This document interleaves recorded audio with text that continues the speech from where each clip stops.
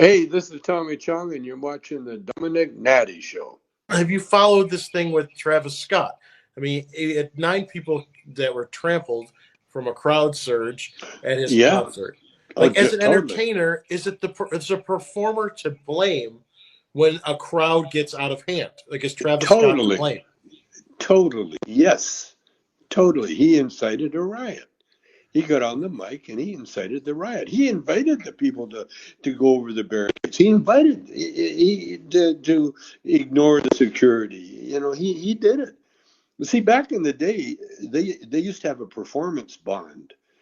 When Jim Morrison, showed his wiener on stage, you know, and he got arrested for that. Well, then the hall owners would slap a $5,000 performance bond, and if you got a line anyway, boom, you lost that money, and sometimes they wouldn't even pay you, for inciting any kind of trouble.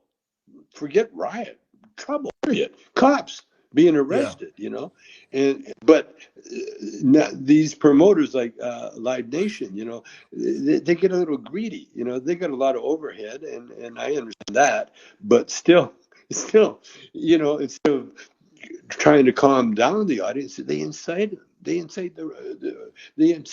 violence. And the rappers, they always go further than they should, But with Travis, I watched the show, and I checked out the rest of what went on. It was an accident that they just weren't following any kind of guidelines that were set previous. That they ignored them all. They ignored them all, and they ignored the fact you had a emergency vehicle there that should have shut the show down. You know, but the audience, we've evolved to the point where the rappers, they believe they're gangsters. See, back in the day, when early rock and roll started, Bill Haley in the comments, for instance, uh, the rock and roll attracted all the thugs, because it was wild and crazy and loud, Up until rock and roll, you had the big band, and they would play a jive song, but it was almost, in some areas there was segregation. If you were black, you were out in the ballroom, and the ballroom dances themselves were styled to exude gentleness and humor and kindness. There's rules of engagement with these. You got to dress right, look right, act right, and treat a woman with respect, everything. That all disintegrated.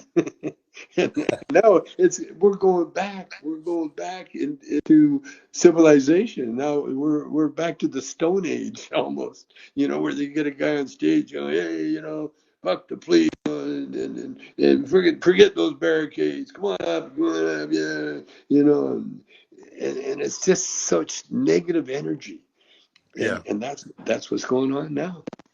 Do you think that Travis Scott is like a fake gangster? Like, where he pretends to be a gangster, but he's really just a recording artist? I'm guessing that's the fact, because a real gangster would have seen the problem right away. Because real gangsters, they know, they can recognize danger. You know, Fake gangsters, they're the ones that carry a gun. You know, I mean, Yeah. you don't do not carry a weapon unless you know how to use it, and you have to use it. That's what I'm seeing in all these trials that are going on now.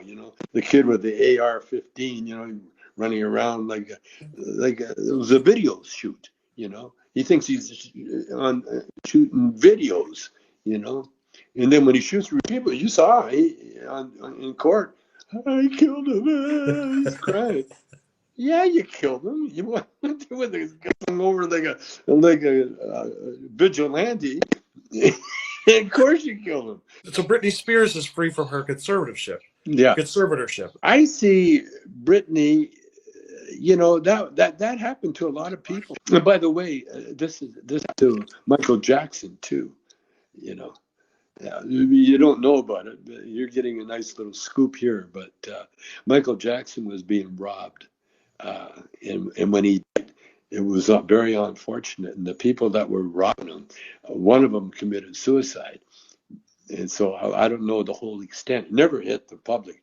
Never got out in the public.